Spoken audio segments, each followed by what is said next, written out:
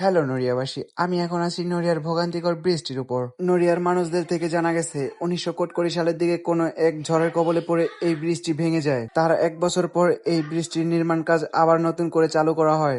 একই সাথে শরীয়তপুর পদ্মা সেতুর কাজও চালু করে দেওয়া হয়। তারপর এই ব্রিজটির অল্প কিছু কাজ করার পর নড়িয়ার এই ব্রিজের কন্ট্রাক্টর কি গুম হয়ে যায়। ব্রিজটি কমপ্লিট না হয় প্রতিদিন প্রায় কোটি কোটি মানুষ এই ছোট্ট ছোট্ট ট্রলার দিয়ে যাতায়াত করে।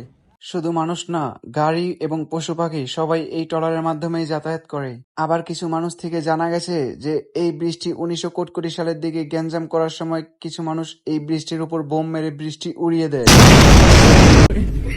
1900 সালে নির্মাণ কাজ শুরু হওয়া এই ব্রিজটি আগামী 2050 সালের মধ্যে কমপ্লিট হবে কিনা তা বলা খুবই কঠিন। ছোট্ট নড়িয়া ব্রিজের মতো একই সাথে কাজ ধরা পদ্মা সেতু ব্রিজটি কমপ্লিট হয়ে উদ্বোধন করা হয়ে গেছে, কিন্তু নড়িয়া ব্রিজটি সেই আগের মতোই পড়ে আছে। হ্যালো নড়িয়াবাসী, ভিডিওটা ভালো লাগলে একটি শেয়ার দিয়ে ফলো করে পাশে থেকো।